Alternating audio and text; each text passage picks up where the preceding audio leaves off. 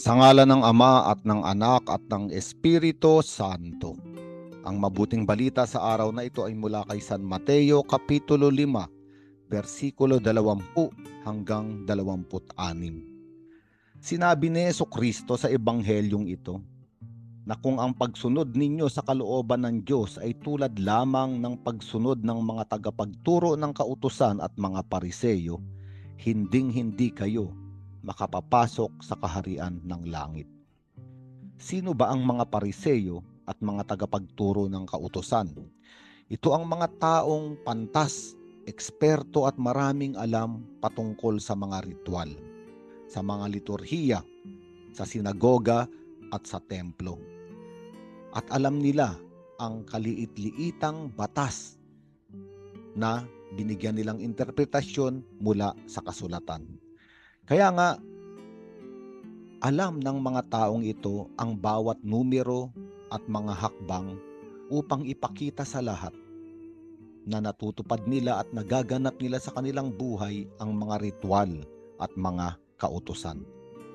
Ngunit, alam din natin na sa mga ebanghelyo ay paulit-ulit silang sinabihan ng ating Panginoong Hesus na mga mapagpaimbabaw, mga hipokrito. Ang ibig sabihin, mga taong nakamaskara, mga taong umaarte lamang, mga taong ang tanging hangad ay ipakita na malinis ang kanilang panglabas na katauhan upang sila ay purihin ng mga tao.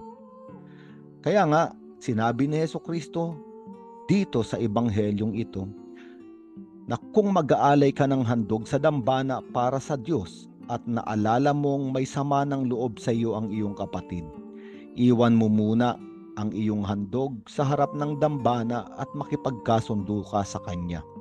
Pagkatapos magbalik ka at maghandog sa Diyos. Ang mga pariseyo at mga tagapagturo ng batas ay palaging nasa harapan ng dambana, gumagawa ng mga liturhiya at ritual, mga gawaing totoong banal. Ngunit mayroong kulang, ang pagsisiyasat sa kanilang kalooban. Sabi ni Jesucristo sa Ebanghelyo ni San Mateo sa Kabanata 23, sapagkat sanay na sanay ang mga pariseyo at mga tagapagturo ng batas na ipakita ang maganda nilang katauhang panglabas. Katulad sila ng mga nicho sa sementeryo na puting-puti, ngunit puno naman ng mga buto ng patay na tao sa loob. Puting-puti sa labas, ngunit nabubulok sa kalooban.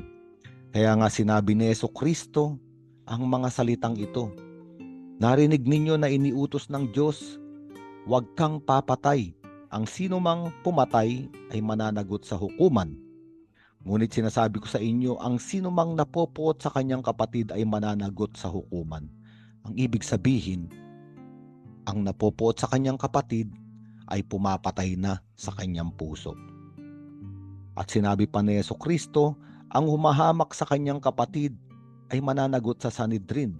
At sino mang magsabi sa kanyang kapatid, ulol ka, ay nanganganib na maparusahan sa apoy ng impyerno.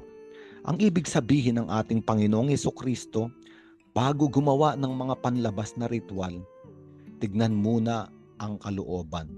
Siyasatin muna. Baka mayroong patay na tao sa puso natin. Mayroon tayong hinamak. May pinagsalitaan tayo ng masakit na nagwasak o nag-alis, pumatay ng kahulugan sa buhay ng taong iyon.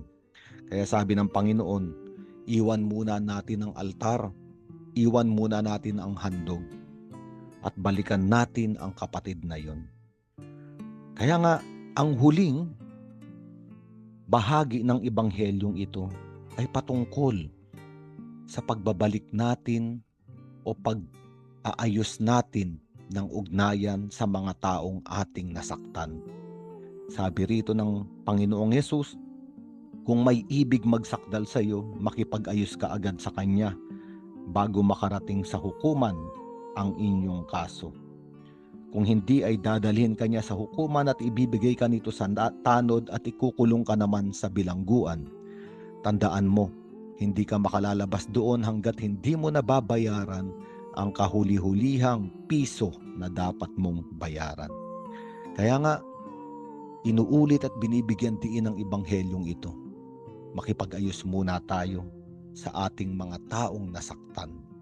Humingi ng tawad sa kanila upang hindi nila tayo isakdal sa harapan ng totoong hukuman kung saan ang Diyos mismo ang siyang huhukom. Kaya nga, para bang sinasabi ng ating Ebanghelyo sa panahon ito ng Kwaresma, sa mga natitirang araw ng ating buhay, unti-unti, dahan-dahan ipanalangin sa Diyos na ipakita sa atin ang mga muka ng ating mga nasaktan. At kung bibigyan tayo ng pagkakataon ng Panginoon, sila ay hanapin at makipag-ayos. Humingi ng tawad. Minsan, magbigay rin ng pagpapatawad. Sa ngalan ng Ama at ng Anak at ng Espiritu Santo.